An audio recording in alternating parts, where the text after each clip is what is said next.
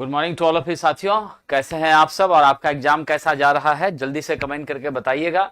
जिन भी छात्रों का आज कल परसों में लगातार एग्जाम है उन सभी के लिए मैं शुभकामनाएं देता हूं कि उन सभी का टेक्नीशियन का एग्जाम बेहतर जाए और वो सभी लोग निश्चित रूप से नव वर्ष में नौकरी की जो लालसा है उसको प्राप्त कर सकें, अपने सपने को पूरे कर सकें।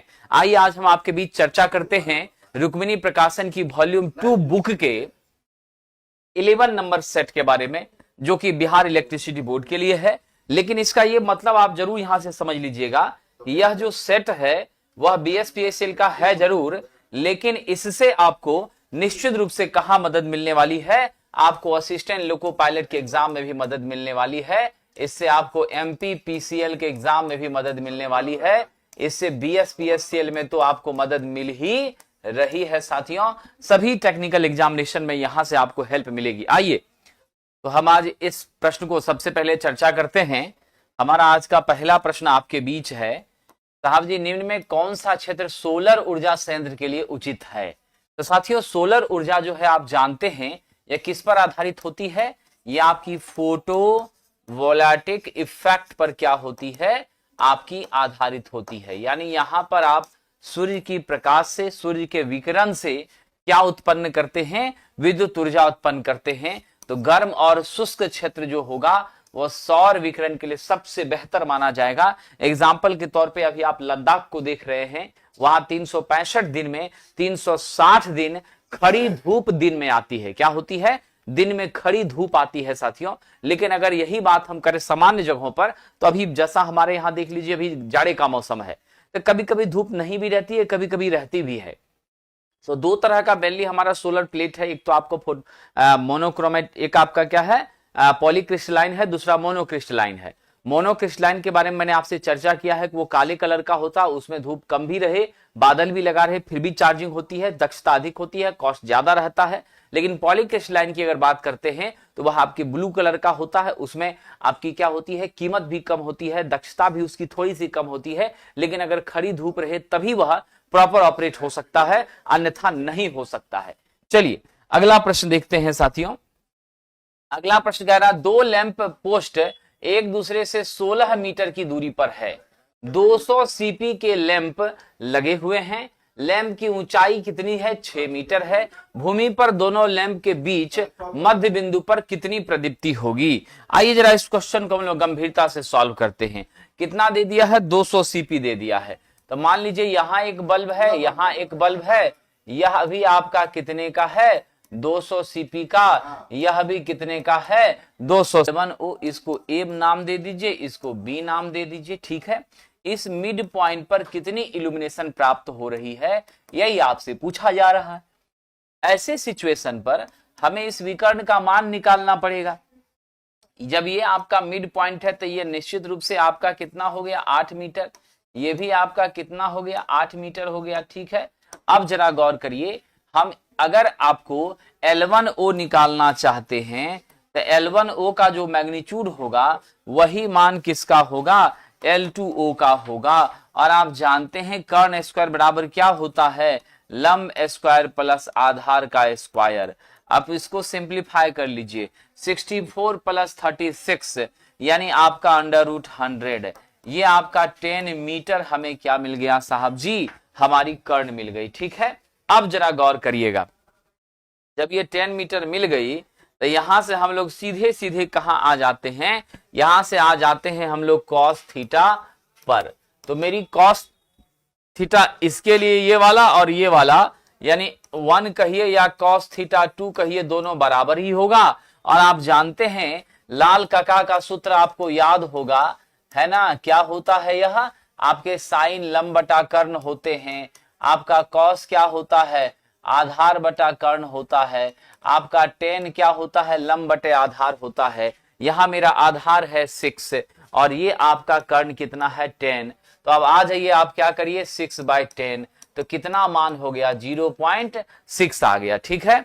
अब हम लोग क्या करते हैं? यहां से साहब जी इल्यूमिनेशन की कैलकुलेशन करते हैं। यहां पर आपका हाइट है 6 मीटर, ठीक है।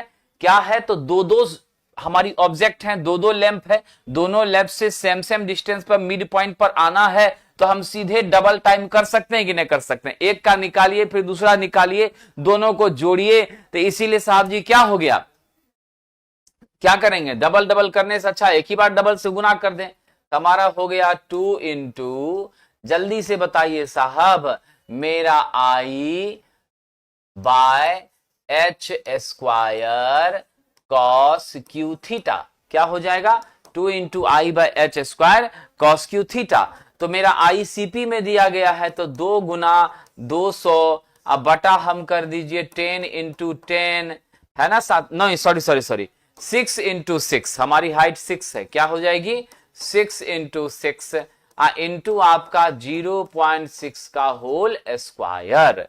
अब जरा सा इसको सिंप्लीफाई करिए, जल्दी से बताइए तो what will be the value साथियों,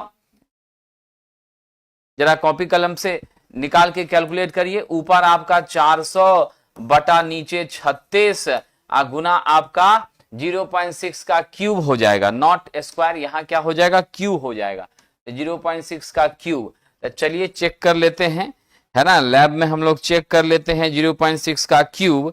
तो फाइनल वैल्यू मेरा कितना आ रहा है 43 पॉइंट, यहां पर आपका देख लीजिए, एक सेकेंड, आपकी डाटा हो जाएगी 0.6 इंटू 0.6 0.216, क्या हो गया 0.216। ठीक है, अब इसको सिंप्लीफाई कर लेते हैं, आपका मल्टीप्लीकेशन में आ जाएगा, जस्ट अ सेकेंड, 400 बाय 36, तो 2.4 आपका आ गया, कितना आ गया 2.4 लक्स आ गया, है ना। तो हमने फॉर्मूला यूज किया है E बराबर 2 into I by H square cos Q theta. ये हमारी 2 जो ली गई है इसलिए ली गई है क्योंकि सेम पोजीशन पर, सेम डिस्टेंस पर, सेम मैग्नीट्यूड का, सेम सीपी का 2 सोर्स है, इसीलिए हमने 2 से क्या कर दिया है, गुना कर दिया है। ठीक है, तो मेरा राइट आंसर आ गया 2.4 लक्स। ऑप्शन कहां मिल रहा है, बी नंबर में मिल रहा है, इसे लेकर हम आगे बढ़ जाएंगे। चलिए आगे बढ़ते हैं। अगला प्रश्न, घर के बाहर लगाई जाने वाली लाइट की अंतर्वेशन सुरक्षा रेटिंग क्या है। साहब IP65 जो है वह हमारे घर के बाहर धूल वगैरह के प्रभाव से, धूल प्लस आपका पानी के छींटे, धूल और क्या साहब, धूल और पानी के छींटे, इनसे सुरक्षा के लिए क्या होता है, इस्तेमाल किया जाता है IP65। ये 6 आपको धूल गंदगी को बताता है और 5 आपकी क्या बताता है, वाटर के इफेक्ट से, वाटर के छींटे से क्या होना, सुरक्षा प्रदान करना। तो हमारी ऑप्शन नंबर क्या है, बी है। कह रहा प्रेशराइज्ड ग्लास लैंप, साहब जी दाबिक ग्लास लैंप जो है यह बिल्कुल आप याद रखिएगा हमारी कौन से सिद्धांत पे काम करती है, गैस डिस्चार्ज के सिद्धांत पर। किस पर साहब जी, गैस डिस्चार्ज के सिद्धांत पर क्या करती है, काम करती है। ठीक है, अब ये गैस डिस्चार्ज के सिद्धांत पर काम करती है, इसमें कोई शक नहीं है, और इसकी जो आयु होती है वो 200 घंटे हुआ करती है साथियों। इसमें उच्च प्रेशर पर हमारा 8 से 10 जो हमारी एटमॉस्फेरिक प्रेशर है उस पर आपकी क्या होती है, यहां पर गैस भरी रहती है। Option number D is the correct answer for this question. आइए साहब आगे बढ़ते हैं, एक छोटी सी बात समझिएगा, हमारे दुनिया का सबसे पुराना प्रेशर लैंप कौन सा था, याद है आप लोगों को, पेट्रोमैक्स। क्या है, पेट्रोमैक्स, है ना। पहले आप हवा भरते थे और उसमें क्या लगा रहता था, एकदम मुलायम जैसा ऐसा वाला आपका मेंटल खरीद के लाते थे, बांधते थे, धीरे धीरे हवा भरते भरते प्रेशर से जब ये गर्म हो जाता था, है ना, एकदम रेड से व्हाइट हो जाता था, अच्छी रोशनी देता था, वो आपकी क्या थी, पेट्रोमैक्स। सबसे प्राचीनतम क्या है साहब, सबसे प्राचीन दाब, है ना, दाब लैंप है, मतलब वह गैस के ऑयल का जो प्रेशर बनाते थे उससे यह संचालित होता था। ठीक है कि नहीं। चलिए अब साहब अगर बिहार इलेक्ट्रिसिटी बोर्ड के लिए इस अंतिम क्षण में आप तैयारी करना चाहते हैं तो ऐसे सिचुएशन में, ठीक है ना, ऐसे सिचुएशन में रिवीजन के लिए theory plus numerical plus objective question के रिवीजन के लिए पूरे टेक्निकल सेक्शन का, ट्रेड का 50 क्वेश्चन का, और मार्क्स को इंप्रूव करने के लिए भी आप इस बैच से जुड़ सकते हैं, बूस्टर बैच से रिवीजन के लिए 199 में ये बैच अवेलेबल है। आप कंप्यूटर बूस्टर से जुड़ सकते हैं 99 रुपीज में। ये बैचेस आपको कहां मिलेंगी? प्लेटफॉर्म बाय नवीन कुमार सिंह। कहां मिलेगी? प्लेटफॉर्म बाय नवीन कुमार सिंह जो एप्लीकेशन है वहां मिलेगी। और ये आपका BSPSL का फुल टेस्ट है 100 मार्क्स का, ठीक है, जो कि सेशन 6 सेक्शन 7 में आपको 60 से 51 से 70 मिलेगा, और ब्रह्मास्त्र में 4000 से ज्यादा प्रश्नों की प्रैक्टिस होगी। और ये दोनों मिलेगा आपको प्लेटफॉर्म ऑनलाइन टेस्ट ऐप पर। कहां मिलेगा? प्लेटफॉर्म ऑनलाइन टेस्ट ऐप पर। किसी भी तरह की कंफ्यूजन अगर है तो उसके लिए आप कॉल करेंगे 7070177240 पर, और फिर यहां से जानकारी ले लेंगे। चलिए हम अगले प्रश्न की ओर चलते हैं। हमारा अगला प्रश्न आपके बीच क्या है, ठीक है? चलिए बेबी कुमारी, ऐसा है कि आज बहुत सारे बच्चों का, जितने भी छात्र ऑफलाइन में हमसे जुड़े हुए हैं, मैक्सिमम छात्रों का 26, 27, 28, 29 इसमें पूरी तरह से टेक्नीशियन का एग्जामिनेशन है। अब आज क्लास भी चलेगी, फिर बच्चा एग्जाम भी देने जाएगा, तो एक प्रेशर छात्रों के ऊपर बन जाता है। तो लास्ट जो डे होता है एग्जामिनेशन का, उसमें कई सारे छात्रों का ये कहना भी था, रिक्वेस्ट भी था कि सर क्लासेस को अभी ऑफ कर दीजिए 1-2 दिन।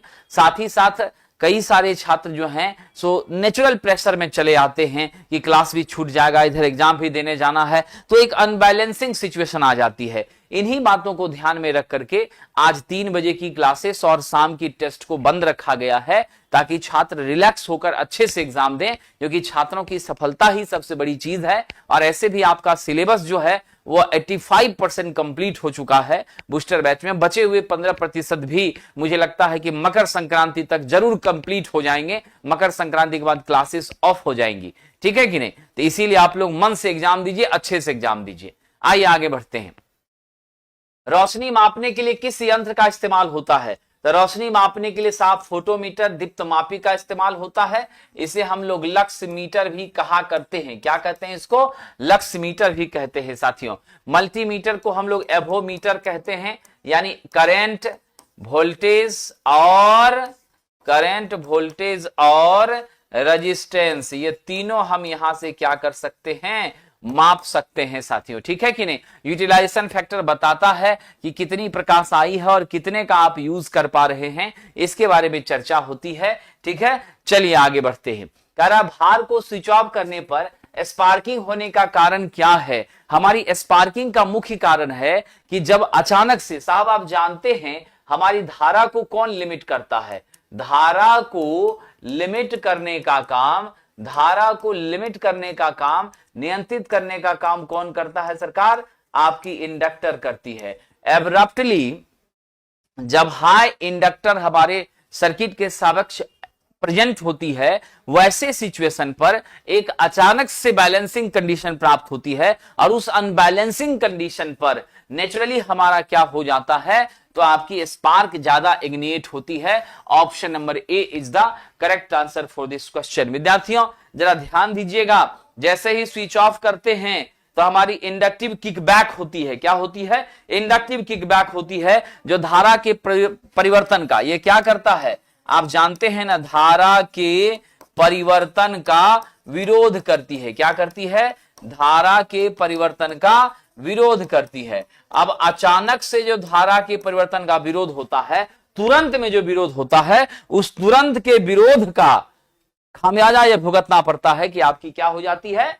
स्पार्क। क्या हो जाती है? स्पार्क हो जाती है, आर्क उत्पन्न होती है। ये लिमिट करने का मेरा तात्पर्य यही है कि बदलाव को रोकना। मेरा क्या कहने का तात्पर्य है? बदलाव को रोकना, चेंजिंग को रोकना, इसमें होने वाले परिवर्तन को साहब जी क्या करना? स्टॉप करना। ये मेरा उद्देश्य होता है, ठीक है?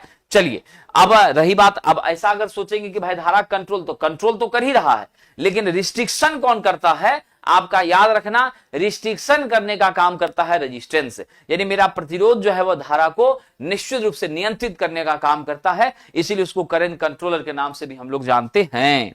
आइए अगला प्रश्न है, यदि जलती हुई ट्यूबलाइट का स्टार्टर निकाल दिया जाए, जल रहा है तब निकाल देंगे, तब तो कोई दिक्कत नहीं होगी। अगर निकाल दिया है तब चलाएंगे तब वो संचालित ही नहीं होगी। ये छोटी सी बात आपको दिमाग में हमेशा रखनी है। जलता हुआ कोई यदि निकाल देंगे तब क्या होगा, चालू अवस्था में निकाल देंगे तो चलती रहेगी, लेकिन निकाल के तब चालू करेंगे तो यह कभी भी साहब संचालित नहीं होगी, इसमें कोई शक नहीं है। अब इसमें आप ही लोग मुझे बताइए, what should be considered as correct answer for this question. बिल्कुल सही कहा है साथियों, ऑप्शन नंबर सी चालू है। दो तरह का स्टार्टर होता है, एक आपका ग्लो टाइप का होता है, एक क्या होता है आपका ग्लो टाइप का होता है, और दूसरा मेरा थर्मल होता है। क्या होता है, थर्मल टाइप का होता है। थर्मल का प्रयोग हम लोग नहीं करते हैं, ग्लो टाइप का ज्यादा यूज करते हैं। 1 मिनट में 20 से 25 बार स्टार्टिंग के दौरान हमारे सर्किट को बंद और चालू करती है, जिससे हाई डिस्चार्ज वोल्टेज की जो हमारी इच्छा है वह पूरी होती है और हाई डिस्चार्ज वोल्टेज के मान में वृद्धि होती है। हाई डिस्चार्ज वोल्टेज जब बढ़ता है तभी जाकर के आपका यह गैसियस डिस्चार्ज संभव होता है, और जब गैसियस डिस्चार्ज होती है तभी तो आपको रोशनी की प्राप्ति होगी, अन्यथा कोई चांस एकदम नहीं है। चलिए अगला प्रश्न है, इंडिकेटर के पास क्या होते हैं। इंडिकेटर के पास फेज और न्यूट्रल का कनेक्शन दोनों होता है, इसीलिए साहब जी क्योंकि न्यूट्रल जो है वह रिटर्निंग पाथ देता है। क्या देता है, आपका रिटर्निंग पाथ देता है, परिपथ को पूरा करता है। और फेज से तो आप पता कर पाते हैं कि सप्लाई का मेरा प्रवाह, सप्लाई को कौन प्रदान कर रहा है, फेज प्रदान कर रहा है। तो मेरी सप्लाई उपलब्ध है या नहीं है, इसकी जानकारी कौन देता है, इंडिकेटर देता है। पहले हम लोग एलईडी का इस्तेमाल करते थे, एलईडी लाइट इमिटिंग डायोड का इस्तेमाल इंडिकेटर में करते थे, लेकिन अब हम लोग किसका करने लगे, अब हम लोग नियॉन लैंप का प्रयोग जो है विशेष रूप से करने लगे। तो मेरा ऑप्शन कौन सा है, ए है साथियों। डायोड का एकदम यूज नहीं करते, ये ध्यान रखिएगा।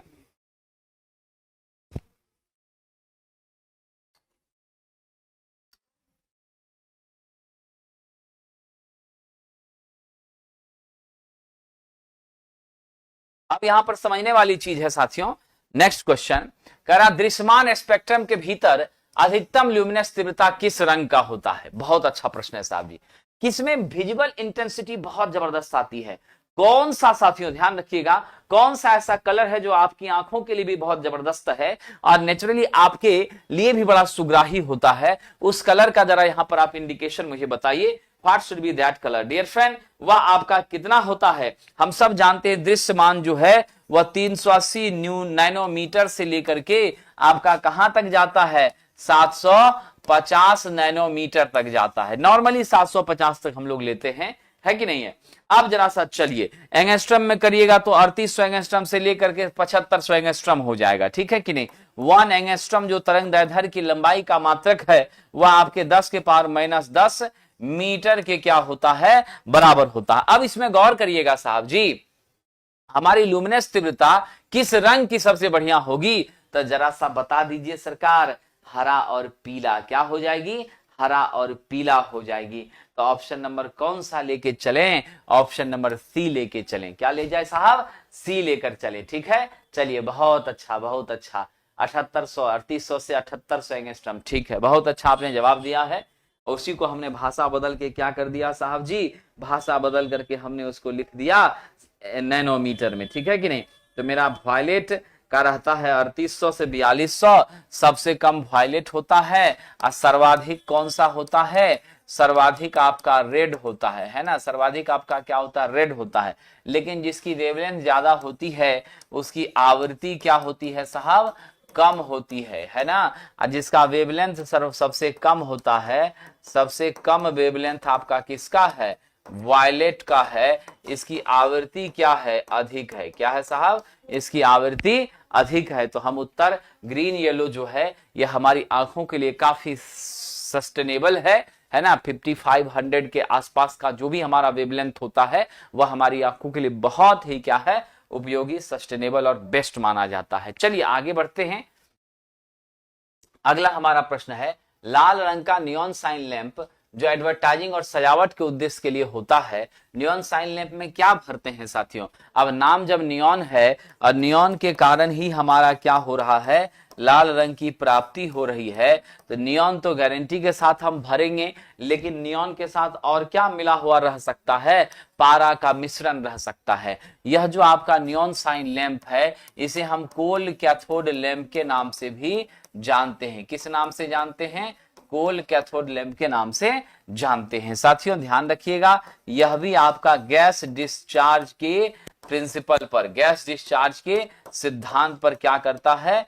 बिल्कुल काम करता है, उस पर आधारित होता है। और तो और साथियों, आप गंभीरता पूर्वक एक बात जान लीजिएगा, यहां पर हम लोग 10 mm के प्रेशर पर गैस को भरते हैं और 0.5 वाट के वाटेज में भी यह उपलब्ध होता है। अगर मेरा साइन ट्यूब है तो आपको यह भी बता दूं, प्रति मीटर क्या होता है? 500 वोल्ट का हमारा ड्रॉप आउट हुआ करता है। 1 से 5 मीटर की लंबाई के यह हमें प्राप्त होता है। 5 मीटर का रहेगा तो कितना हो जाएगा? 5 मीटर का रहेगा तो 2500 वोल्ट का क्या होगा? वोल्टेज का ड्रॉप होगा। कितने का होगा? 2500 वोल्ट का वोल्टेज ड्रॉप होगा, इसमें कोई शक नहीं है। चलिए, बहुत अच्छा प्रश्न है। अब यहां पर ध्यान दीजिएगा, कोई केबल जब सड़क क्रॉस करती है, बहुत अच्छी बात है, पंकज जी ने एकदम सही कहा है। प्रभु राम भी आ गए हैं, रावण जी भी आ गए, बराक ओबामा भी आ गए हैं, ठीक है कि नहीं, मां सीता भी आ गई हैं, हनुमान जी भी आ गए हैं। तो बिल्कुल, अब जो लोग कमी हैं, जिनकी उपस्थिति नहीं है, वो भी आ जाएंगे तो बहुत अच्छा रहेगा, आनंददायक कार्यक्रम चलेगा।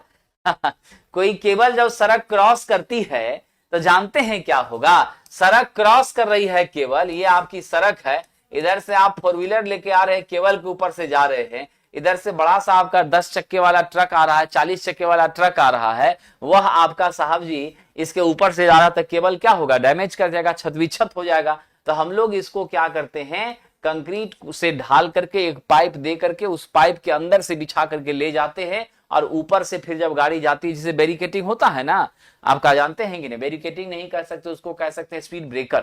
तो जैसे हमारी स्पीड ब्रेकर होती है, थोड़ा सा ढाल करके, ढलाई करके आरसीसी से, तो हमने क्या किया? हल्का सा छिद्र बनाया, होल किया, और उसमें पाइप डाल दिया मेटल का, और उसके अंदर से हमने तार को पास करा दिया, और उस पाइप के ऊपर से हम कंक्रीट का ढलाई कर देते हैं, ठीक है कि नहीं? सॉलिड मेथड ऑफ लेइंग हो गई वो हमारी। तो उसके बाद हम जो है यहां से लेके पास करते हैं अपने केबल को, तो कोई नुकसान नहीं होता। हैवी से हैवी व्हीकल भी जाती है तो कोई दिक्कत नहीं होता है, ठीक है। तब इसमें क्या है साहब जी, क्या जवाब दीजिएगा? पाइप या कंड्यूट में क्या करना चाहिए? बिछाना चाहिए। क्या करना चाहिए? पाइप या कंड्यूट में बिछाना चाहिए। आइए आगे बढ़ते हैं, अगला प्रश्न कह रहा निम्नलिखित में वल्कनाइजेशन की क्रिया में रबर में किया जाता है। तो रबर हम क्या करते हैं साहब? वल्कनाइजेशन की क्रिया में क्या मिलाया जाता है? आपका 1 से 5% सल्फर मिलाया जाता है। क्या मिलाया जाता है? 1 से 5% आपका सल्फर मिलाया जाता है। और भी कुछ मिलाया जाता है जी, जिंक ऑक्साइड, मैग्नीशिया, और क्या मिलाया जाता है? Red lead. क्या मिलाया जाता है? जिंक ऑक्साइड, उसके बाद आपका मैग्नीशिया, और फिर आपकी रेड लेड। क्या क्या किया जाता है? रेड लेड का हम लोग क्या करते हैं साहब? मिश्रण बनाते हैं, और इसको 130 डिग्री सेल्सियस से लेकर 160 डिग्री सेल्सियस तक गर्म करते हैं, तब आपका प्राकृतिक रबर क्या हो जाता है?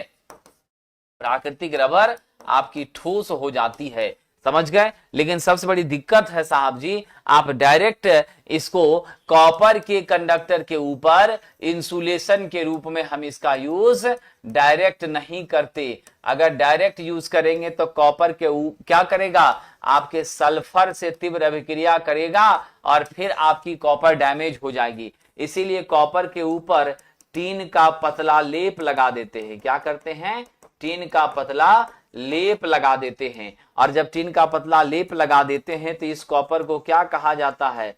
इसको टिंड कॉपर कहा जाता है। और यह टिंड कॉपर हमारा जो है साथियों, वह बिल्कुल भी यहां पर प्रयोग किया जाएगा और उसको कोई असर नहीं होता है, क्योंकि इसके ऊपर जंग रोधी अवयव क्या लग गया? टीन का लेप लग गया। ठीक है, चलिए साहब जी आगे बढ़ते हैं। तो मेरा राइट आंसर है ऑप्शन नंबर सी। चलिए अगला प्रश्न।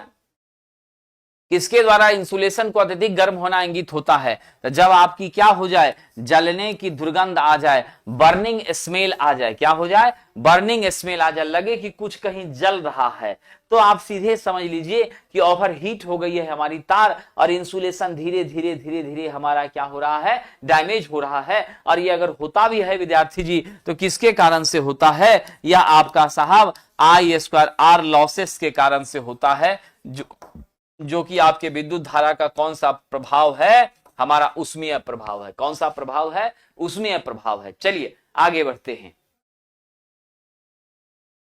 चलिए साहब जी, ऑयल फिल और गैस प्रेशर केबल की गैस की क्षमता में, तो ऑयल फिल और गैस प्रेशर का प्रयोग ही हम लोग करते हैं उच्च क्षमता के लिए, है ना। और आप जानते हैं ना, यहां जो ऑयल भरा जाता है वह आपके डक्ट्स के माध्यम से भरा जाता है, छोटे छोटे चैम्बर्स बना करके भरे जाते हैं। और ये ऑयल आपकी क्या होती है? इंसुलेटिंग ऑयल होती है। क्या होती है? कौन सी ऑयल होती है? यह आपकी इंसुलेटिंग ऑयल होती है। और गैस प्रेशर केबल जो है, इसमें हम लोग SF6 का क्या करते हैं? प्रयोग करते हैं। दिए गए ऑप्शन में साहब 66 से 132 के भी आपका उचित महसूस हो रहा है, बाकी जो है कहीं से भी हमारा स्टैंडर्ड नहीं है, इसीलिए हम C लेकर चलेंगे। हालांकि गैस प्रेशर केबल को हम लोग 230 के भी 220 के भी के रेंज में भी यूज करने में सक्षम होते हैं, इसमें कोई शक नहीं है। बट यहां दिए गए ऑप्शन के हिसाब से वी कंसीडर 66 to 132। कितना कंसीडर करेंगे? 66 से 132 के लिए साहब जी कंसीडर करेंगे। बिना पानी भरे यदि किसी केतली के बिजली को चालू कर दीजिएगा, तो आप तो जानते हैं केतली के पेंदी में ही आपका क्या होता है? इसके पेंदी में ही हमारी साहब हीटिंग एलिमेंट होती है ना। और ये हीटिंग एलिमेंट जो होती है या इनक्लोज होती है, बंद होती है। इस हीटिंग एलिमेंट को बहुत ज्यादा फैलने का, स्प्रेड होने का क्या होता है, यहां से साथियों आपका अवसर, आपका मौका प्राप्त नहीं होता है। और इसमें जो स्टील या पीतल की चादर है बेलनाकार बर्तन में चपटी हुई है, और उस चपटे हुए बर्तन के नीचे आपका किसका प्रयोग किया गया है? आपके हीटिंग एलिमेंट के रूप में नाइक्रोम का प्रयोग किया गया है ना। और यदि बिना पानी भरे दे दीजिएगा तो तुरंत आपका यह नाइक्रोम उस हीट को ट्रांसमिट नहीं कर पाएगा, और आपका जो बॉडी है वह काफी ज्यादा गर्म होगा। और गर्म होने के बाद क्या होगी, जरा फटाफट जवाब दे दीजिए। What will happen after heating? आपकी विद्युत कॉइल क्या हो जाएगी? डेफिनेटली बर्न हो जाएगी, जल जाएगी, खत्म हो जाएगी। चलिए आगे बढ़ते हैं। आइए साहब जी, आपको एक ऐसे विद्युत हीटर की मरम्मत करनी है, जांच करनी है, जो गर्म ही नहीं हो रहा है। अब हीटर में तो बहुत अभी अब रहता नहीं है, लेकिन क्या है, ये गर्म ही नहीं हो रहा है। अब आपको कह रहा है कि आप पूरा चेक किए, स्विच चेक कर लिए, टेस्टर से चेक कर लिए, लाइन आ रहा है कि नहीं आ रहा है, हर चीज आपने चेक कर लिया, लेकिन कोई खराबी आपको नहीं मिला।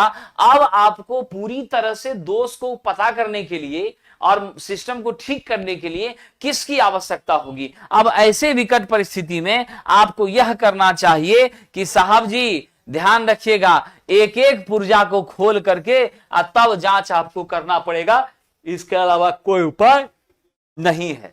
बैग चेक कर लिए, कुछ मिला नहीं, तो आप कमरा चेक करिए, है ना। तो यही छोटी सी बात है, जब हमने ऊपर ऊपर चेक किया और उसमें कुछ मिला नहीं तो फुल चेक करेंगे। ऑप्शन नंबर कौन सा है? ए। चलिए साहब जी, किसी कार्यरत छत के पंखे के संधारित्र का एक संयोजक खुल जाए, यानी मेरा कंडेंसर जो है उसमें दो कनेक्टिंग टर्मिनल होते हैं। आप सबको मालूम है ये हमारा कंडेंसर है, इलेक्ट्रोलाइटिक कैपेसिटर का यूज करते हैं। ये तो जुड़ा हुआ है, ये आपका ओपन हो गया। जब ओपन हो गया तो नेचुरल सी बात है कि हमारा संपर्क कंडेंसर के साथ रहा नहीं।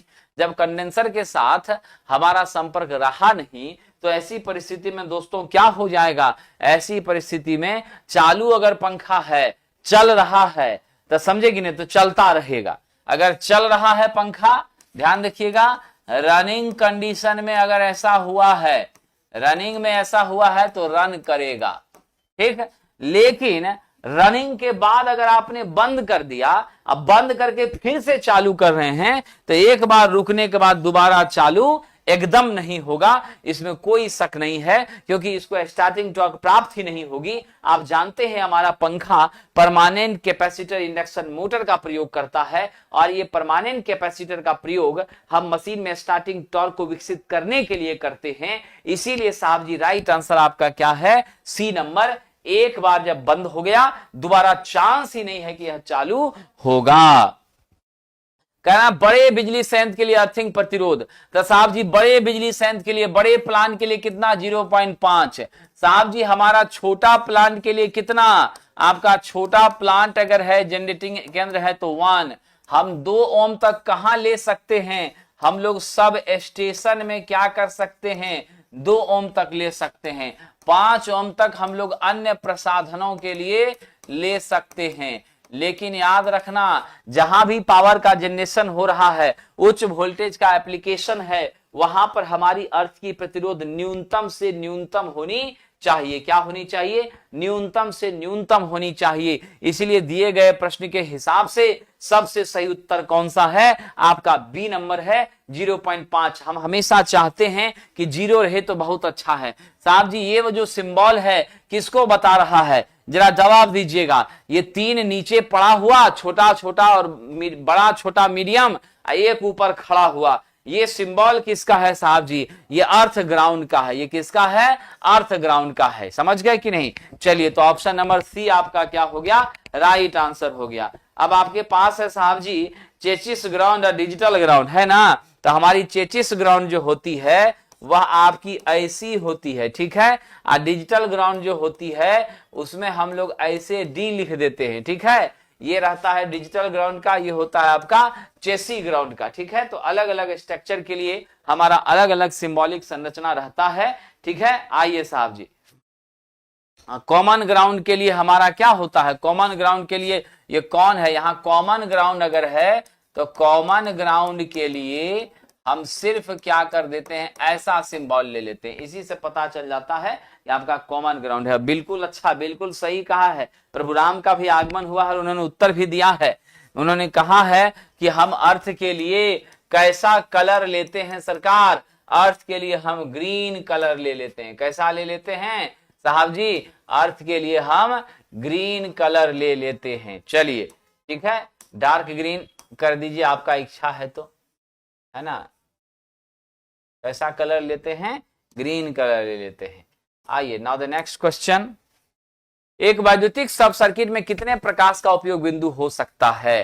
प्रकाश का उपयोग बिंदु 10 हो सकता है, और मेरी लोड जो है वह 800 वाट से अधिक नहीं होनी चाहिए। 800 से अधिक आपकी नहीं होनी चाहिए, ठीक है। अगर यहीं पर आपका पावर सर्किट होता, यहीं आपका क्या होता, पावर सर्किट होता, तब आपका क्या होता, पावर सर्किट होता तो मेरा पॉइंट 2 से ज्यादा नहीं होना चाहिए, और लोड आपका 3000 वाट से ज्यादा नहीं होना चाहिए। तो उत्तर कौन सा हो गया, आपका बी नंबर हो गया। चलिए बहुत अच्छा साथियों।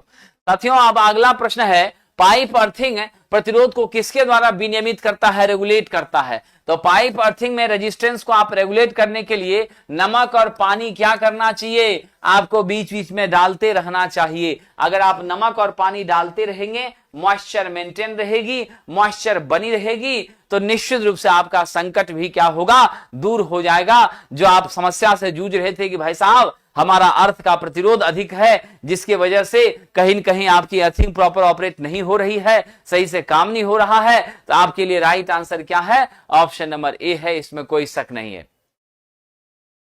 चलिए आगे बढ़ते हैं। अब 10 केजी 8 केजी 12 केजी सब तुम लोग डालते ही हैं, लेकिन जब एक बार अर्थिंग कर लेते हैं तो नमक डालने में थोड़ी दिक्कत रहती है। पानी तो हम लोग इजीली उसमें क्या कर सकते हैं, डाल ही सकते हैं, और डाला भी जाता है। भारतीय विद्युत नियम 1956 के अनुसार सप्लायर्स को उपभोक्ता द्वारा प्रयोग करने के लिए डैश को उसके परिसर में उपलब्ध करवाना और उसका रखरखाव करना है। किसका उपयोगिता आवश्यक हो जाता है। इंडियन इलेक्ट्रिसिटी रूल 1956 कहता है कि आपको वायरिंग बेहतर तरीके से करनी चाहिए, वायरिंग को भारतीय मानकों के आधार पर करना चाहिए। साथ ही साथ इसी में पारा 61, पारा 32, पारा 34, पारा 44, पारा 64, अलग अलग जिसकी पारा है अलग अलग बातों की व्याख्या करता है और वो स्पष्ट रूप से हिदायत देता है कि बिना अर्थिंग के, बिना ग्राउंडिंग के आपका बिल्कुल भी साहब वायरिंग और पूरी व्यवस्था का सेटलमेंट नहीं होना चाहिए। तो हम ऑप्शन नंबर किसके साथ जाएंगे? भू संपर्कित terminal must be mandatory in case of wiring, in case of consumer end. Okay dear friend, चलिए आगे बढ़ते हैं। मिलान कर लीजिए, बड़ा ही अच्छा प्रश्न है, उम्मीद करते हैं कि आप लोग मिलान कर पाएंगे। साहब जी बहुत अच्छा प्रश्न है। जिंक सिलिकेट से हमारा कौन सा होता है? हरा रंग प्राप्त होता है। कैल्शियम टंगस्टेट से नीला रंग प्राप्त होता है। जिंक बेरिलियम सिलिकेट से पीला सफेद प्राप्त होता है। कैडमियम बोरेट से आपका गुलाबी प्राप्त होता है। तो कैसे कैसे आपका सीक्वेंस बैठा? 2, 1, 4, 3। तो देख लीजिए कहां है 2, 1, 4 और 3। ऑप्शन नंबर बी हो गया। क्या हो गया? Option number B. तो याद रख लेना साथियों, जिंक सिलिकेट हरा रंग, अगर इसका हम फ्लोरेसेंट मटेरियल के रूप में यूज करते हैं। कैल्शियम टंगस्टेन नीला रंग, जिंक बेरिलियम सिलिकेट पीला सफेद, कैडमियम बोरेट आपकी क्या हो गई? गुलाबी हो गई। ठीक है साथियों, चलिए आगे बढ़ते हैं। वायु ब्लास्ट सर्किट ब्रेकर में वायु क्या होता है साहब जी? इसमें तो हम सब जानते हैं, इसमें वायु को हम लोग उच्च दाब पर क्या करते हैं? प्रेशर, हाई प्रेशर के साथ चेंबर में भरने का काम करते हैं। बिल्कुल सही बात है। लेकिन उस वायु में क्या नहीं होनी चाहिए? उसमें आर्द्रता एकदम नहीं होनी चाहिए। अगर उसमें आर्द्रता होगी तो मेरी डाइलेक्ट्रिक स्ट्रेंथ क्या हो जाएगी? मेरी डाइलेक्ट्रिक स्ट्रेंथ आपकी घट जाएगी। और डाइलेक्ट्रिक स्ट्रेंथ जब घटेगी तो इस प्रेशराइज्ड एयर का आप आर्क बुझाने में जो इस्तेमाल कर रहे हैं वह आपका संभव नहीं हो पाएगा। तो इसका यूज कहां करते हैं? आर्क बुझाने में करते हैं। Option number D is the most important appropriate answer for this question. And आप याद रखिएगा इसमें प्रेशर कितना देते हैं जी? 85 से लेकर 175 केजी प्रति सेंटीमीटर क्यू का हम लोग क्या करते हैं? प्रेशर, 85 से 175 सेंटीमीटर स्क्वायर, क्यू कहना ठीक यहां नहीं है, स्क्वायर, ठीक है, केजी पर सेंटीमीटर स्क्वायर का हम प्रेशर देते हैं। और साहब जी 400 केवी तक के लिए इसका प्रयोग किया जा सकता है। रेटिंग इसकी उच्च हुआ करती है। ऑप्शन आपका क्या है? डी नंबर है। चलिए एमपी लाइनमैन के लिए कोई बैच है? अच्छा, कुशवाहा जी का बड़ा अच्छा सवाल आया है।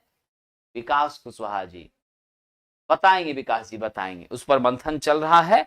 आप एमपी लाइनमैन के लिए सिलेबस में बहुत ज्यादा बदलाव तो नहीं हुआ है, पैटर्न में थोड़ा चेंजिंग कर दिया है। ठीक है, तो उसकी डिटेल चर्चा भी हम कर देंगे आपसे और फिर उस बारे में भी आपको जानकारी दे देंगे। लेकिन एक छोटी सी जानकारी दे देता हूं कि आपकी जो ये यूट्यूब की क्लासेस चल रही हैं, तो अभी हो सकता है कि ये क्लासेस 2-3 दिनों के लिए बंद रहे। न्यू ईयर्स के उपलक्ष्य में सारी क्लासेस हो सकती है अगर ऑफ हो जाती हैं तो ये क्लासेस भी आपकी 2-3 दिन डिस्टर्ब रहेंगी।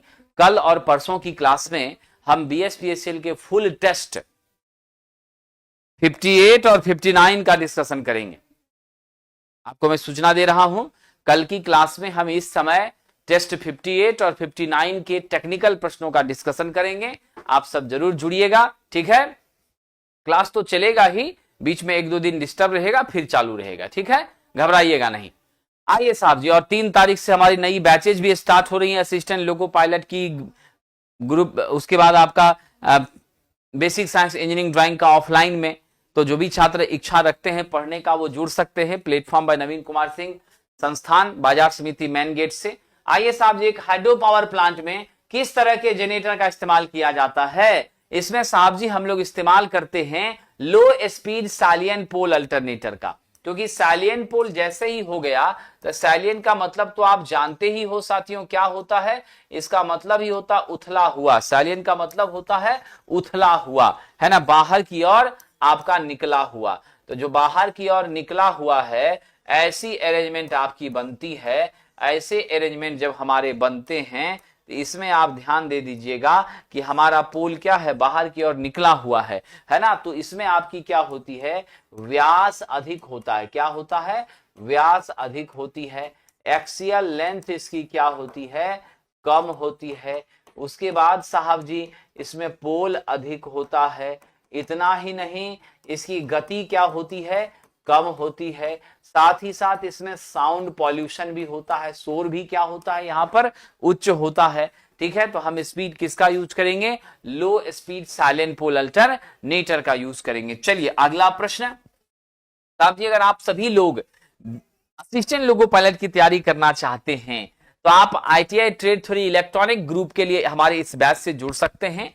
और अगर आप सामर्थ्य बैच से जुड़ते हैं तो यहां पर आपको लाइव क्लासेस भी मिल रही है, प्लस कंप्लीट रिकॉर्डेड भी आपका अलग से रिकॉर्डेड क्लास के नाम से रखा गया है। आप चाहे तो रिकॉर्डेड को भी पढ़ करके रिवीजन करिए, अब बाकी लाइव क्लास भी आपकी इधर से संचालित हो ही रही है। दोनों बेनिफिट आपको मिल जाएगा सामर्थ्य बैच से जुड़ने से। ठीक है, फिर आपका बेसिक साइंस इंजीनियरिंग के लिए स्वर्णरथ बैच है, इसमें भी मैं रिकॉर्डेड को भी सेट कर दूंगा, बाकी जो लाइव चल रही वो भी चलती रहेगी, ताकि आप ज्यादा से ज्यादा चीजों को क्या कर सकें, रिवाइज और प्रैक्टिस कर सकें। वंदे भारत में सिर्फ क्वेश्चन का प्रैक्टिस हो रहा है। हमारे रुक्मिणी प्रकाशन की बुक जो बेसिक साइंस इंजीनियरिंग ड्राइंग की आई है उसका आप इन सभी बैचेस से जुड़ने के लिए प्लेटफॉर्म बाय नवीन कुमार सिंह ऐप को डाउनलोड करिए और किसी भी इंक्वायरी के लिए 7070177240 पर आप कॉल कर सकते हैं।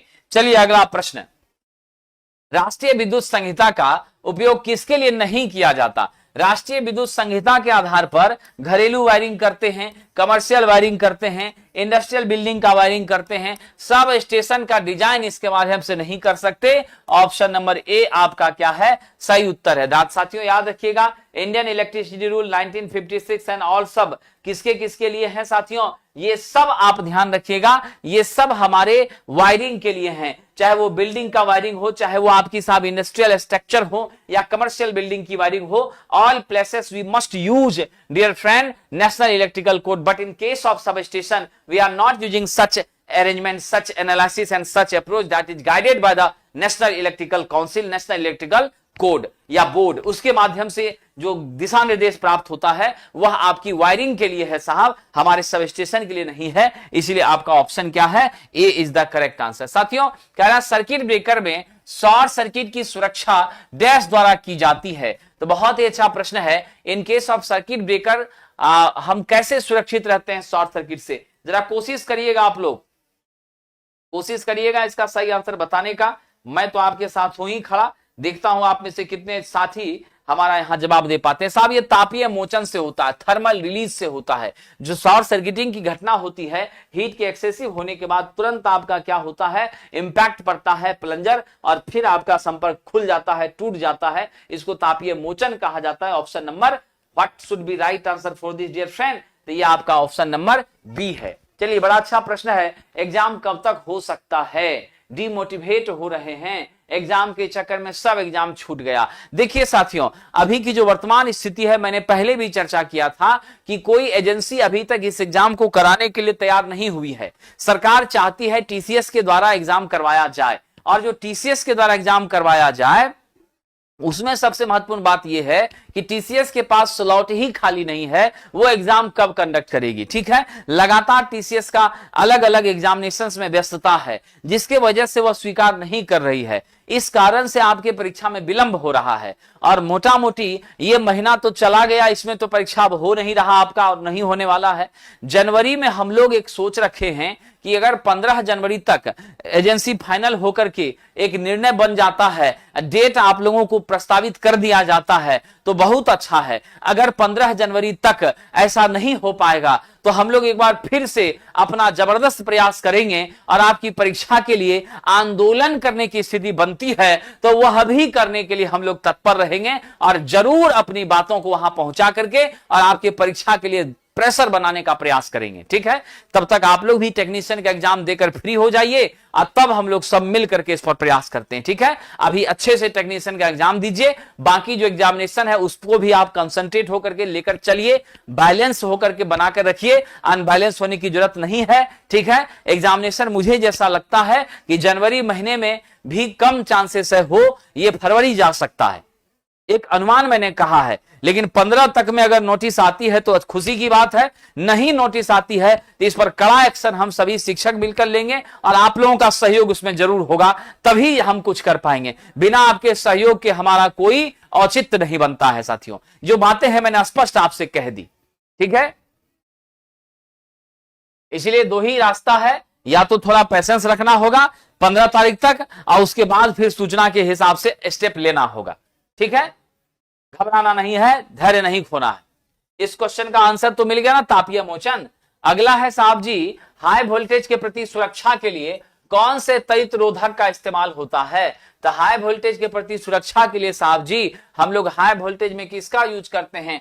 थायराइड का करते हैं कि रॉड गैप का करते हैं? हमेशा याद रखना, हाई वोल्टेज के लिए थायराइड लाइटनिंग अरेस्टर किसका यूज करेंगे? थायराइड लाइटनिंग अरेस्टर का यूज करेंगे। नाम तो आपने सुना ही होगा, है ना, आप सबको मालूम है ना। ये लाइटनिंग अरेस्टर जो है या आपके आसमानी सर्ज को क्या करता है? सीधे साहब आपके अर्थ में भेज देता है। कहां भेज देता है? अर्थ में भेज देता है, जिससे आपकी बाकी जितनी भी अरेंजमेंट्स हैं, बाकी हमारे जो ऑपरेटर्स हैं या फिर ट्रांसमिशन लाइन है, वो सब आपका सेफ और सुरक्षित हो जाता है। क्या हो जाता है? सेफ और सुरक्षित हो जाता है। ठीक है, तापीय मोचन का मतलब होता है थर्मल इफेक्ट की वजह से। ठीक है, जैसे ही आपकी वोल्टेज एक्सेस हुई, धारा का मान बढ़ा, हीट आपका ज्यादा हुआ, हीट ज्यादा हुआ तो निश्चित रूप से क्या होता है? एक इफेक्ट पड़ता है, थर्मल सेंसेशन होता है। उस थर्मल सेंसेशन की वजह से आपका क्या होता है? प्लंजर स्विच पीछे खिसक जाता है और आपकी सिस्टम का संपर्क टूट जाता है। ये इसका सामान्य अर्थ होता है साथियों। ठीक है, चलिए अगला देख लीजिए, जी सीरीज। तो जी सीरीज जैसे ही आता है तो सबके दिमाग में आ गया कि ये कैसा होगा? प्रेरकीय। क्या होगा साहब? प्रेरकीय भार के लिए हम लोग जी सीरीज का प्रयोग करते हैं। ठीक है, तो प्रेरकीय भार कहां कहां पर है? आपका सिर्फ एयर कंडीशनर में है। ये तीनों आपका कैसा भार है? ये तीनों आपका रेसिस्टिव भार है। कैसा भार है? ये तीनों आपका रेजिस्टिव लोड है। ठीक है, अब जरा आप ही मुझको छोटा सा उत्तर बता दीजिए, रेजिस्टिव लोड में हम कौन सा लेंगे? रेजिस्टिव में हम लोग कौन सा लेंगे? एल सीरीज लेंगे, है ना। रेजिस्टिव में कौन सा लेंगे जी? एल सीरीज एमसीबी का यूज करेंगे। रेजिस्टिव में एल सीरीज एमसीबी। ठीक है, बाकी हमारा एयर कंडीशनर हो गया, मोटर वगैरह हो गया, इन सारे जगहों पर हम किसका यूज करेंगे? तो जी सीरीज का यूज करेंगे। किसका करेंगे? जी सीरीज का यूज करेंगे। चलिए आगे बढ़ते हैं साहब। चलिए, बहुत अच्छी बात है। देखिए, बीपीएससी स्टूडेंट के साथ जो लाठीचार्ज हुई है वह कहीं से भी उचित नहीं है। हम उस लाठीचार्ज का समर्थन नहीं करते हैं, वह बहुत ही गलत हुआ है। छात्रों के साथ बर्बरता पूर्वक व्यवहार करना कहीं से भी उचित नहीं है। सरकार को चाहिए कि छात्रों की जो मांग थी उस पर 5 छात्र के बीच के 5 सदस्य को बुला करके अच्छे से बैठ करके उनकी समस्याओं को सुन करके उस पर विचार मंथन करके और एक जांच कमेटी बैठा करके आज जो उचित स्टेप होता वह स्टेप ले करके इस समस्या का समाधान अविलंब करना चाहिए। ठीक है कि नहीं? और कोशिश पूरी रखनी चाहिए कि ऐसी घटना फिर से पुनरावृत्त न हो। ये क्वेश्चन के चोरी लीक होने का मामला, अव्यवस्था का मामला, क्वेश्चन का हेराफेरी का मामला, जो सब समस्याएं छात्र गिना रहे हैं, उस तरह की समस्या बिल्कुल ना हो। इस बात को सरकार क्या करे साहब जी? एकदम सरकार इस बात को लेकर के आश्वस्त ही ना करे, बल्कि ऐसा करके दिखाए। समझ गए? ऐसा करके दिखाए। भ्रष्टाचार में डूबे हुए लोग जब छात्रों के ऊपर लाठी बरसाते हैं तो दुख होता है। ऐसा नहीं है कि मुझे खुशी मिलती है, यह अत्यंत दुखद है। आज आप ही लोग जो परेशान हैं कि मेरा परीक्षा कब होगा कब होगा, तो क्यों परेशान हैं? इसलिए परेशान है कि आप तैयारी कर रहे हैं, आपको लगता है कि समय पर एग्जाम हो जाएगा, हम दूसरे परीक्षाओं के लिए भी अपना समय एडजस्ट कर पाएंगे, इसकी तैयारी हमने अच्छे से की है तो हम सफल हो जाएंगे। तो आप तो अपने हिसाब से पॉजिटिव अप्रोच लेकर चल रहे हैं, आप कहां गलत सोच रहे हैं। लेकिन व्यवस्था में कमी है ना।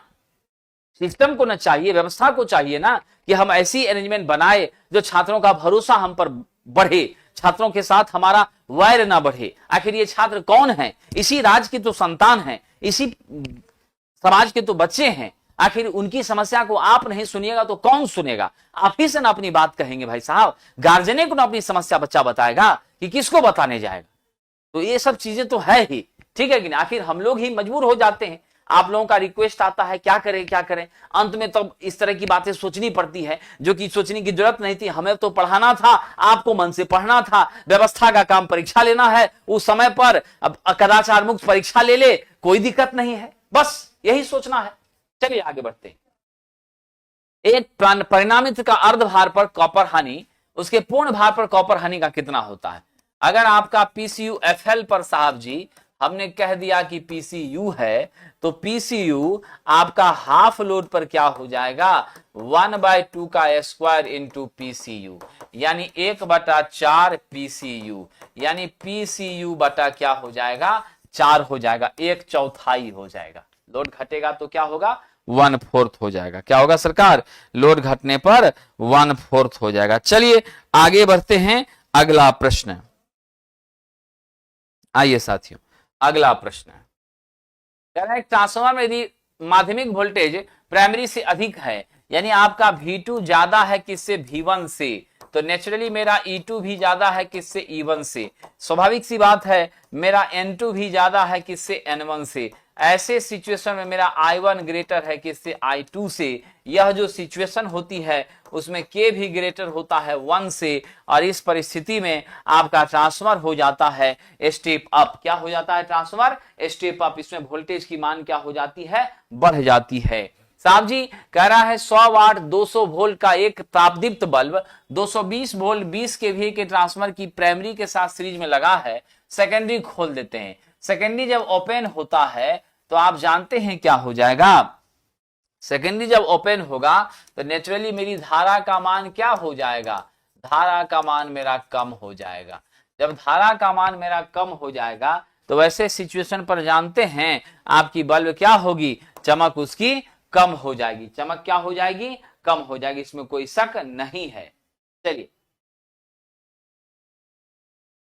देखिए, जिनका भी एनएफएल में 102 नंबर आया है, ठीक है ना, एनएफएल में जिनका 102 आया है, 117, 114 आया है, उन बच्चों ने अच्छा परफॉर्म किया है। लेकिन एनएफएल में सीटें बहुत कम है, जिस वजह से कट ऑफ क्या होती है, थोड़ी सी उच्च हो जाती है, अधिक हो जाती है, इसलिए थोड़ा सा संशय बना रहता है। इसलिए मैं कहूंगा कि आपने बेहतर परफॉर्म किया है, आपके अंदर क्षमता है, इसमें कोई शक नहीं है। आप थोड़ा धैर्य रख लें, समझ गए, वेट करें, आप वेट करें, बाकी इच्छा है तो आप अगले स्टेज की तैयारी में लग सकते हैं, ठीक है। चलिए 50 volt 1100/350 volt delta star 300 KVA code type transformer का फ्लक्स है आपका 0.05 वीबर। तो कह रहा है कि पर टर्न हमारी ईएमएफ क्या होगी, तो आपको कह रहा है टर्न, टर्न का मतलब है एक टर्न, यानी हम 1 मान लेते हैं, ठीक है। अब यहां से हम ईएमएफ की बात करते हैं, क्या होता है 4.44 mF N1 होता है, नहीं। अब आपका 4.44 यहां रख दीजिए, 4.44 रख दीजिए, m के बदले में 0.05 रखिए, f के बदले में आपका 50 हर्ट्ज दिया हुआ है, N1 आपका क्या हो गया, 1 हो गया, ठीक है। अब इसको सिंप्लीफाई करते हैं तो कितना आता है, 11.1 वोल्ट आता है। ऑप्शन नंबर कौन सा जाएंगे, डी के साथ जाएंगे। क्या होगा, ऑप्शन नंबर डी के साथ जाएंगे। तो मेरा ये जो डाटा दिया है ना, तो कई बार क्वेश्चन में साथियों ध्यान रखिएगा अंकुश जी, कई बार क्वेश्चन में ऐसा होता है कि हमारी जो सबसे महत्वपूर्ण चीज है, कि सबसे महत्वपूर्ण चीज है कि जो डाटा दी गई है सबका सब, सारी की सारी डाटा का प्रयोग हो न्यूमेरिकल सॉल्व करने में जरूरी नहीं है, ठीक है। बहुत सारे डाटा हमें कंफ्यूज करने के लिए भी दिए जाते हैं, लेकिन फिर भी आपको वो देखना है कि हमें किसकी जरूरत है और कैसे सॉल्यूशन निकलेगा, बस इतना को ध्यान रखना है। तो हमारे पास फॉर्मूला था, डाटा है, बड़े आराम से हमने कर लिया। चलिए आगे बढ़ते हैं। चलिए अंकुश ठाकुर जी ने कहा है कि सर 100 मार्क्स हमारा ट्रेड में बेहतर परफॉर्म हुआ है ट्रेड में, तो बहुत खुशी की बात है। अगर मेरे कारण ट्रेड में आपके मार्क्स बढ़े हैं और आपने उसमें अच्छा प्रदर्शन किया है और आप सफल हो रहे हैं, तो इससे ज्यादा खुशी और क्या हो सकती है। एक शिक्षक की सबसे बड़ी खुशी होती है जब वह जिस छात्र को पढ़ाता है वह छात्र अपनी मंजिल को पा लेता है, इससे बड़ी खुशी नहीं है। जीवन में याद रखिएगा, माँ बाप के अलावा शिक्षक ही ऐसा तीसरा व्यक्ति होता है जो आपकी सफलता से खुश होता है। बाकी आपकी सफलता से खुश आने वाले लोगों की संख्या बहुत कम होती है, नगण्य होती है साहब, इसमें कोई शक नहीं। चलिए अगला प्रश्न है, ट्रांसफर की वाइंडिंग के लिए कौन सा वायर प्रयुक्त होता है? तो बहुत ही अच्छे से आप जवाब दे सकते हैं। SE कॉपर का यूज करते हैं, सुपर इनामेल कॉपर का यूज करते हैं, लचीला भी होगा, वार्निश भी होगा और बड़े ही आराम से साथियों उसको हम टाइट फिट करके क्या करेंगे, वाइंडिंग को इंस्टॉल करने में सक्षम हो जाएंगे। पारदर्शी आपका क्या होता है, वार्निश का लेप लगा होता है, आपस में एक दूसरे के साथ भी शॉर्ट ये ना करे, इस बात का भी ध्यान रखते हैं साहब जी। सीधी लाइन प्रवर्तक यानी DOL क्या है, direct online starter, 3 phase motor में शॉर्ट सर्किट से सुरक्षा कैसे करती है? आप जानते हैं ड्यूएल जो है वो 5 HP तक की हमारी साहब स्क्वायरल केज इंडक्शन मोटर के स्टार्टिंग के दौरान यूज होती है। इसका उद्देश्य स्टार्ट करना नहीं है, इसका उद्देश्य स्टार्ट करना नहीं है, इसका उद्देश्य है साथियों हमारे मशीन को सुरक्षा प्रदान करना। किन चीजों से सुरक्षा प्रदान करना? तो साहब जी इसका उद्देश्य है आपकी ओवर करंट अंडर वोल्टेज से सुरक्षा प्रदान करना। तो हम यहां पर मान लीजिए कि सर्किट के सप्लाई के अरेंजमेंट के माध्यम से उधर से ही वोल्टेज बढ़ता है, घटता है, शॉर्ट सर्किट होती है,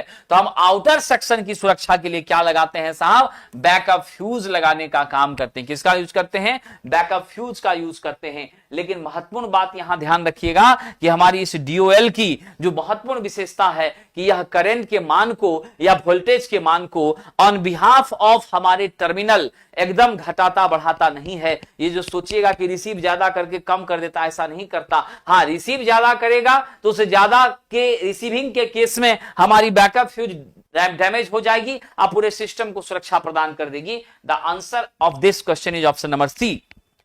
एक इंडक्शन मोटर में रोटर की स्लिप आधी हो जाए तो घूर्णक का रिएक्टेंस क्या हो जाएगा? देखिए साहब जी, हमारी टी मैक्स का जो कंडीशन होता है खास करके साहब आपके रनिंग कंडीशन में वह होता है R2 बराबर SX2 होता है। क्लियर? आपसे कहा है कि स्लिप मेरा आधा हो गया, तो जरा देख लीजिए R2 बराबर आप लिख सकते हैं 1/2x2 लिख सकते हैं कि नहीं लिख सकते हैं? तो आपसे कह रहा है रिएक्टेंस ऑफ द रोटर, तो मेरा रिएक्टेंस रोटर का 2 गुना R2 हो जाएगा, मेरे रेजिस्टेंस का 2 गुना, तो क्या हो जाएगा देख लीजिएगा। Induction motor is half, then reactance of the rotor will be, what will be the correct answer for this? x2 का मान 2R2, R2 का मान हाफ x2, तो कौन सा उत्तर दीजिएगा? मेरा जो रिएक्टेंस है पहले आपका x2 था, अब कितना हो गया? आधा हुआ कि 2 गुना हुआ? बढ़िया से सोच के बताइएगा, क्वेश्चन बड़ा गंभीर है। मेरा रिएक्टेंस आपके रेजिस्टेंस का डबल हो गया। क्या हो गया मेरा रेजिस्टेंस? मेरा रिएक्टेंस रेजिस्टेंस का 2 गुना हो जाता है। क्या होता है? मेरा रिएक्टेंस रेजिस्टेंस का 2 गुना हो जाता है। ए नंबर के साथ जाएंगे, रेजिस्टेंस का 2 गुना हो जाता है। चलिए, निम्नलिखित में कौन सी मोटर में मोटर को स्टार्ट करने के लिए बाह्य रेजिस्टेंस जोड़ सकते हैं? तो साहब जी हम लोग सिर्फ स्लिप रिंग इंडक्शन मोटर में, कहां पर साहब जी? सर्पी वलय प्रेरण मोटर, यानी इसी को कहा जाता है आपका स्लिप रिंग इंडक्शन मोटर। इसी में हम लोग एक्सटर्नल कार्बन ब्रश और 3 स्लिप रिंग की मदद से क्या करते हैं? कार्बन ब्रश और 3 स्लिप रिंग की मदद से अलग अलग 3 रजिस्टर जोड़ने में सक्षम हो जाते हैं, और ये रजिस्टर हमारे स्टार्टिंग करंट को कम करता है, टॉर्क को बढ़ाता है, पावर फैक्टर को इंप्रूव करता है, इतनी सारी चीजें करता है। The option B is correct answer. इसी को वाउंड रोटर इंडक्शन मोटर भी कहते हैं। साहब जी, एक 3 phase induction motor self starting क्यों होता है? इसका सबसे बड़ा कारण है कि हमारे स्टेटर में जो चुंबकीय क्षेत्र उत्पन्न होती है वह रोटेटिंग नेचर की होती हैं, और रोटेटिंग नेचर की होती तो हैं लेकिन NS बराबर 120 F/P पर क्या करती है? गति करती हैं। ठीक है, और इसके सभी फेज आपस में कितने से शिफ्टेड होते हैं? 120 से शिफ्टेड होते हैं। तो in this question what you select the right answer for this? जरा जवाब दीजिएगा साहब जी। बहुत अच्छा प्रश्न है, आपको बताना है कि इसका मुख्य कारण क्या है। बिल्कुल बिल्कुल सही आपने कहा है, 120 डिग्री फेज कोण द्वारा स्टेटर वाइंडिंग शिफ्टेड होती हैं, जिसकी वजह से क्या होता है? एक 120 तक गया, एक्साइटेशन खत्म होने लगा, दूसरा आ गया, फिर 120 गया, अगला आ गया, यानी इसके एक्साइटेशन को कभी कमी नहीं होती, एक के बाद अगला, एक के बाद अगला, सब मिलकर के इसको NS 1 बराबर 120 F/P पर संचालित करता रहता है। यही इसका मुख्य कारण है इसके सेल्फ स्टार्टिंग होने का। एक सिंगल फेज मोटर में फेज स्प्लिटर किससे जुड़ा होता है साहब? जल्दी जवाब दीजिएगा। हम लोग फेज स्प्लिटिंग करके मोटर के अंदर स्टार्टिंग टॉर्क विकसित करने का काम करते हैं। यह जो फेज स्प्लिटर है सभी जुड़ेगा भी तो निश्चित रूप से कि इसके साथ स्टार्टिंग वाइंडिंग के साथ आप जीवन भर इस बात को महसूस करते हैं कि हम रनिंग के साथ कुछ भी छेड़छाड़ करने का काम नहीं करते। चाहे सेंट्रीफ्यूगल स्विच जोड़ना हो, चाहे आपका साहब जी कैपेसिटर जोड़ना हो या फिर स्प्लिटर जोड़ना हो, ये सारी चीजें सिर्फ किसके साथ जोड़ी जाती हैं? आपके स्टार्टिंग वाइंडिंग के साथ जोड़ी जाती हैं और उसके साथ सीरीज में जोड़ने का काम करते हैं। The right answer of this question is option number A, इसमें कोई शक नहीं है। चलिए आगे बढ़ते हैं। कौन सी single phase motor high power factor पर चलेगी? तो यहां जो दिया गया है, एक कैपेसिटर स्टार्ट है, एक स्प्लिट है, एक रन है, एक छादित है। तो साहब इस सभी में रन मेरी सबसे ज्यादा पर चलेगी, क्योंकि स्टार्ट वाला तो सिर्फ स्टार्ट तक कैपेसिटर रहा और रनिंग कंडीशन में 75 के बाद गया तो फिर वो नॉर्मलाइज हो जाता है कि नहीं है? मेरा रन जो है वो कांस्टेंट परमानेंट वाला जो है वो कांस्टेंट मेंटेन करता है, हमेशा आपके स्टार्टिंग के समय भी रनिंग के समय भी जुड़ा रहता है। इसलिए the final magnitude for this question is option number B, that gives higher power factor with respect to other arrangement.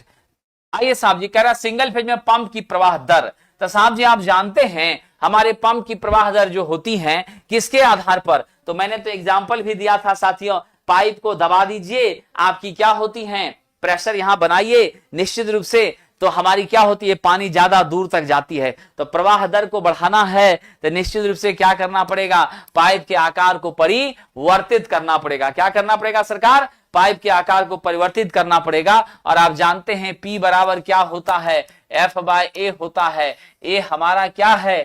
आप देख रहे हैं ना, A को घटाइएगा प्रवाह बढ़ेगा, A बढ़ेगा प्रवाह घटेगा। ज्यादा चौड़ा मुंह होगा तो बिल्कुल फ्लो कम होगी, कम चौड़ा होगा तो फ्लो आपकी क्या होगी? अधिक दूर तक आएगी। Option number C is the correct answer. साहब जी या तो बिल्कुल आपको याद होगा हमारे यूनिवर्सल मोटर जो एसी डीसी दोनों पर चलते हैं, इसकी उच्च गति होती है, टॉर्क उच्च होता है, ये डीसी सीरीज मोटर का प्रतिरूप होता है। समझ गए? इसमें कंपनसेटिंग वाइंडिंग लगाते हैं आर्मेचर रिएक्शन को दूर करने के लिए। इसमें ब्रश की चौड़ाई और कम्यूटेटर सेगमेंट की चौड़ाई का अनुपात कितना होता है?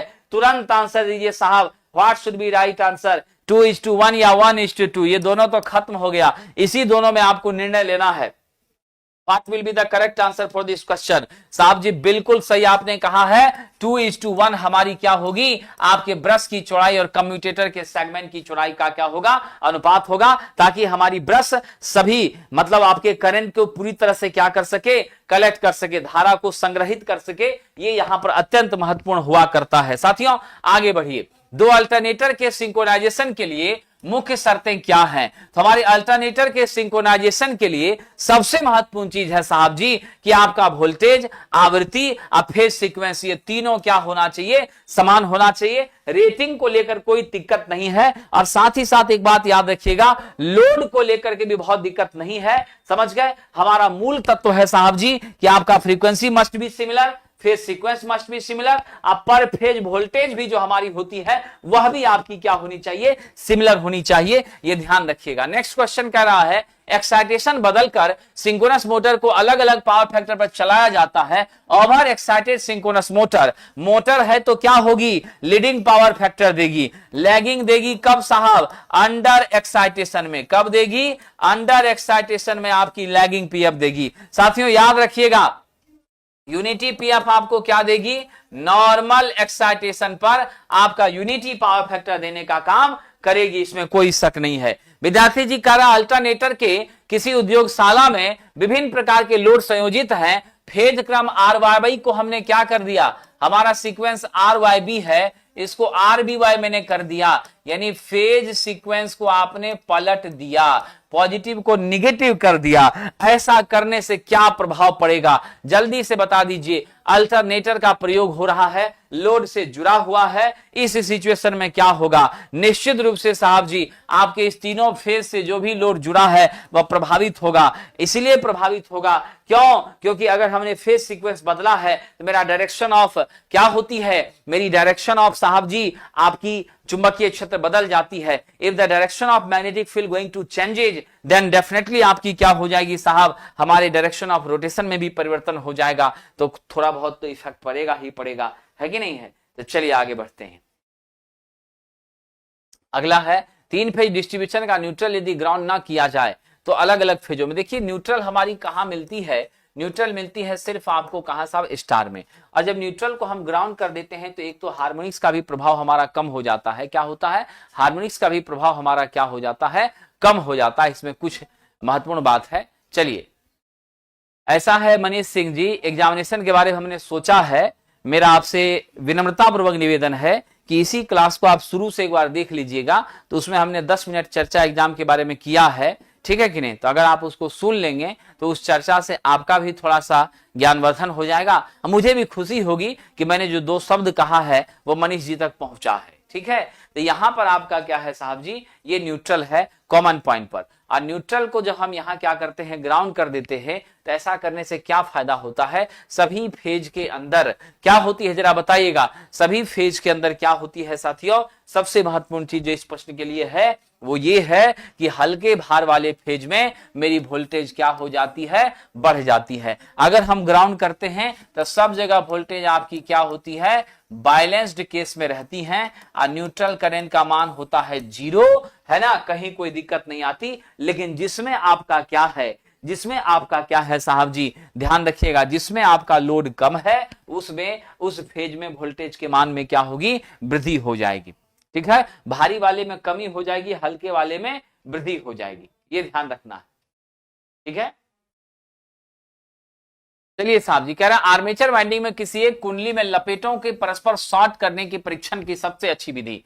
तो हमारे आर्मेचर वाइंडिंग भीतर में, अब अंदर में अगर आपका शॉर्ट कर गया है, ठीक है, या आपका ओपन कर गया है, या आपका ग्राउंड के साथ टच है, ये तीनों जब हो रहा है तब वैसी स्थिति में हम किसका यूज करते हैं, ग्राउलर का यूज करते हैं। लेकिन ग्राउलर आपको इस ऑप्शन में दिया नहीं है, हमें सिर्फ यहां पर दिया है आर्मेचर वाइंडिंग के शॉर्ट सर्किट। तो आर्मेचर वाइंडिंग के शॉर्ट सर्किट के लिए ग्राउलर अगर रहता तो उसी को लेते, अगर वो नहीं है तब हमारे लिए एकमात्र अच्छा विकल्प कौन सा है, वोल्टेज ड्रॉप मेथड, यानी वोल्टापतन विधि। यही आपकी इफिशिएंट परफॉर्मेंस देने का काम करेगी। और नेचुरली आप जान रहे हैं कि 230 वोल्ट के एसी के सप्लाई के दौरान जब आप भी खांचे में इसको मेंटेन करते हैं हेक्सा ब्लेड की मदद से, तब यहां कंपन की जांच होती है, फिर जाकर के आपके आर्मेचर के शॉर्ट सर्किट की जानकारी हमको प्राप्त होती है। यह आपका वोल्टेज लॉस मेथड है, वोल्टेज ड्रॉप मेथड है, क्योंकि आप सबको पता है शॉर्ट सर्किट के केस में मेरा वोल्टेज क्या हो जाता है, शून्य हो जाता है। क्या होता है, शून्य हो जाता है। चलिए आगे बढ़ते हैं साथियों। हाई टेंशन संचालन लाइन के प्रारंभ में आमतौर पर प्रयोग होने वाला कनेक्शन किस प्रकार का होता है। तो साहब जी स्टार्टिंग में तो हम लोगों को डेल्टा स्टार ही लगाना पड़ेगा, क्योंकि हमारे स्टार में वोल्टेज का मान क्या होता है, आपका उच्च हो जाता है। आप जानते हैं VL बराबर √3 VPH होता है ना, क्या होता है, VL बराबर √3 VPH होता है। तो हम कौन सा उत्तर दे दें, जरा जल्दी से जवाब दे दीजिएगा। What is the correct answer for this question. बिल्कुल सही जवाब दिया है साथियों आपने, डेल्टा स्टार का स्टार्टिंग में भी, और इसी का प्रयोग हम कहां करते हैं विद्वान साहब, इसी का प्रयोग हम लोग वितरण में भी करते हैं। द्वितीय वितरण में कहां करते हैं, सेकेंडरी डिस्ट्रीब्यूशन में, द्वितीय वितरण लाइन में भी इसका हम प्रयोग करते हैं। तो ऑप्शन नंबर कौन सा हो गया हमारा, आपका ए हो गया। चलिए नेक्स्ट क्वेश्चन कह रहा है 40 वाट का बल्ब है, प्रतिदिन 10 घंटे चल रहा है, कीमत 1 रुपया है जनवरी माह में। तो आपका दिन जनवरी में कितना होता है, 31 होता है, ठीक है। तो अब आ जाइए जरा सा यूनिट बिजली की खपत कर लेते हैं कैलकुलेट, ठीक है।